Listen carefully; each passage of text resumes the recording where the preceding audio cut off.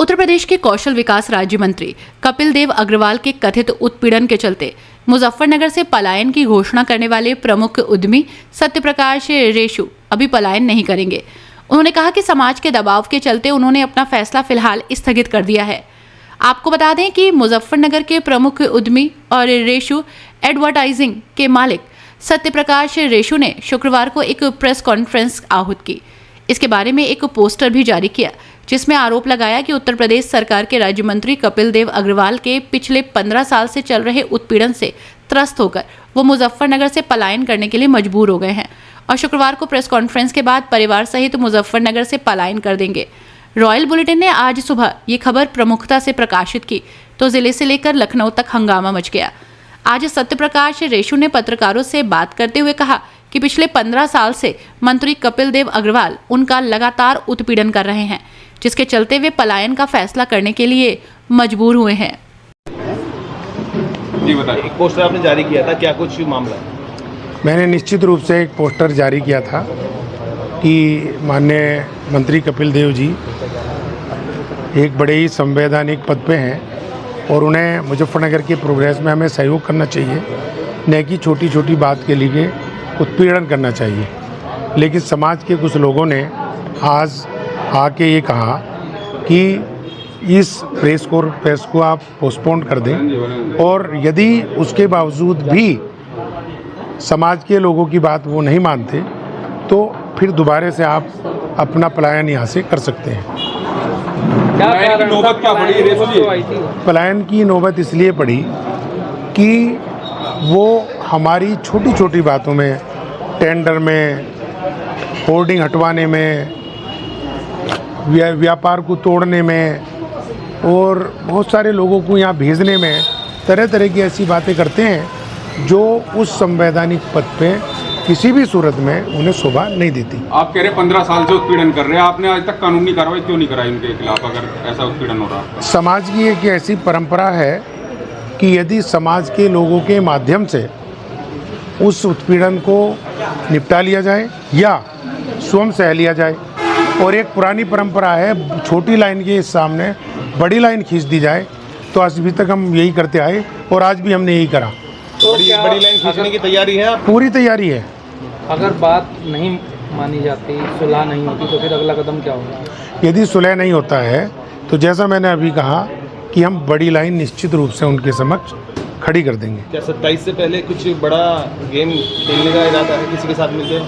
नहीं, ऐसा तो मेरा राजनीतिक विचार नहीं है बिल्कुल भी, लेकिन ये ज़रूर है कि यदि वो इस तरीके से उत्पीड़न करेंगे तो हम निश्चित रूप से उनका खुल के विरोध करेंगे और पलायन करना पड़ा तो पलायन भी करेंगे जो है। आप व्यापार का कंपटीशन बता रहे हैं अपने बीच में? नहीं, कोई व्यापार का कंपटीशन नहीं है। जब आदमी इतनी ऊंचाइयों पे आप लोगों की शुभकामनाएं से पहुंच जाता है तो जब मैं 1000 से भी ज़्यादा एडवर्टाइजिंग एजेंसीज को सपोर्ट कर सकता हूं और उनको भी सपोर्ट करता रहा और उनके लिए बहुत सारे काम भी करता रहा और उनसे कोई कभी आज तक पैसा भी नहीं लिया उस चीज़ का जो है, उनके चुनाव में भी हम मीटिंग कराते रहे, होर्डिंग लगाते रहे, अभी कावड़ पे भी उनकी होर्डिंग फ़ोटो लगा के होर्डिंग लगाई।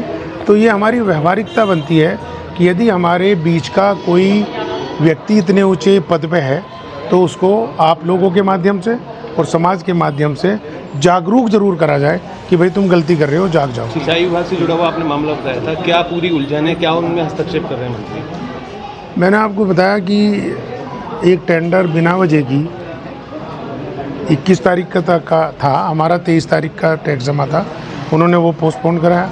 फिर 12 तारीख कल का था, वो पोस्टपोन कराया और बिना वजह की ऐसे ऐसे दबाव बनवा रहे हैं जो नहीं उन्हें बनाने चाहिए और उनके स्टाफ के लोग ही हमें आके बता रहे हैं। पेमेंट भी जो टेंडर था कोई पेमेंट नहीं रुका हुआ हमारा। जो टेंडर था वो कितना बड़ा टेंडर था, कितना अमाउंट का टेंडर था, कितने सालों से आपका था?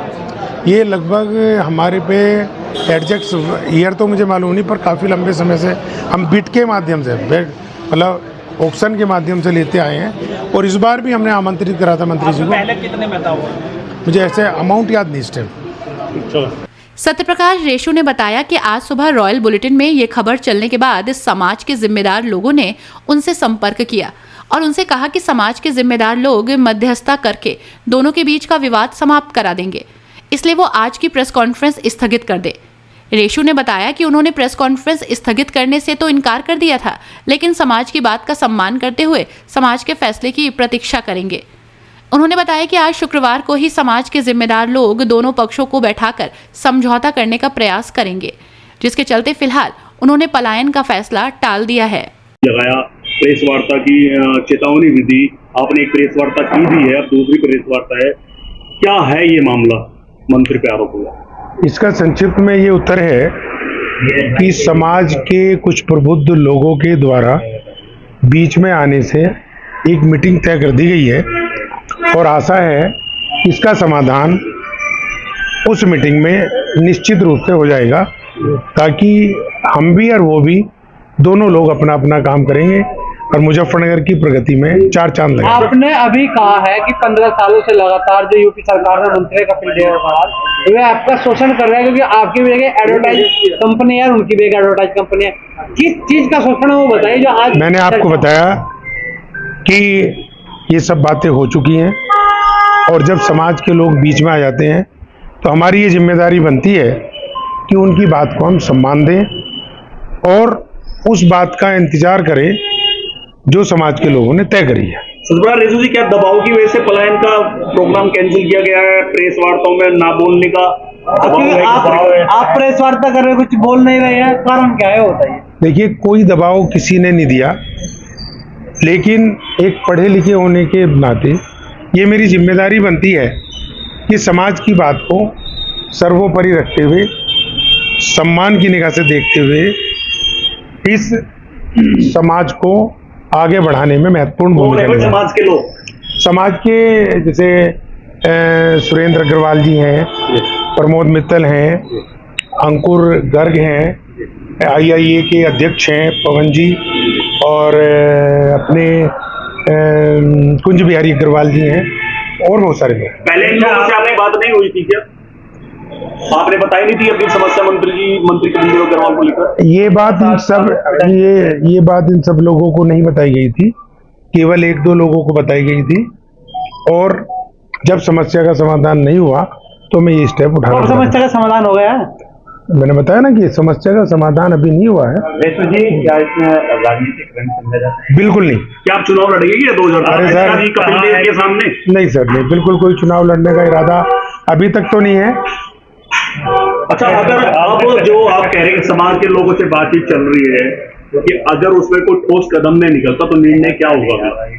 निर्णय यदि वैसे तो समाज के लोग जब बैठते हैं तो ठोस ही निर्णय देते हैं, है ना, और उससे हमें स्वीकार करना होता है।